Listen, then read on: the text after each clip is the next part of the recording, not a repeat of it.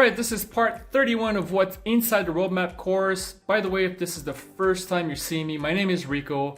I'm a digital marketer earning a living with this side hustle. The main reason for my success is a large part due to AI, which they don't teach you in this course, but I got you covered once we start working together. So in this module, there's only one video. It's pretty simple. Module 30, the downloads.